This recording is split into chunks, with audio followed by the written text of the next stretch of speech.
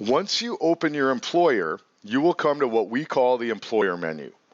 Notice on the left-hand navigation, the globe indicates the employer menu, and we can always click here to get back to this point. Now you'll notice 3 tabs at the employer menu, and we'll use those tabs from a navigational standpoint and other points in Dynamis. We have coverage period, details, and employer plan database. Details is where we would go to edit the employer name. This is also where we can move it from client to prospect or back and forth, add location and contact information if we need to, exactly what you'd expect for details at the employer menu. Now we'll be talking about the employer plan database later. Right now I want to focus on coverage periods. All right, so the idea is that in Dynamis, we organize our employers into what we call coverage periods. They're a pretty simple concept. It's a date range that holds a set of benefits and premiums. But the difference is in Dynamis, they mean something. Now, when we're going in and creating an employer for the first time, we're actually going to be creating 2 coverage periods. One is going to be the date range where the current or existing coverage resides, and then the other coverage period will be for the renewal and any proposed options. So we're going to go ahead and click on Add New to access the coverage period wizard. And you'll notice when our coverage period wizard comes up, if we take a closer look at this, we're actually creating those 2 coverage periods we discussed. Here is where we enter the name and the date range for the existing coverage period. And here's where we enter the name and the date range for the renewal coverage period. All right. Now we're under the assumption that they have existing coverage. If they didn't have any existing coverage, we would click no.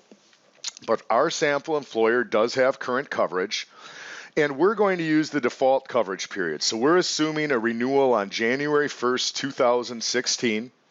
So our coverage period name for existing coverage is actually going to be 2015. All right, here's our date range. We can go in and change those to set up that coverage period. Notice we would say that coverage began on January 1st, 2015 and is ending on 12/31/2015. Now we can change the name of the coverage period if we need to. We're going to just leave it at the default 2015. Here's our renewal coverage period default of 2016. So here's the name and the date range where we're going to be entering in the renewal and the proposed options. All right. You'll notice that these dates automatically pick up on wherever the existing coverage period ends. So whatever this end date is, that will trigger what the renewal coverage period looks like.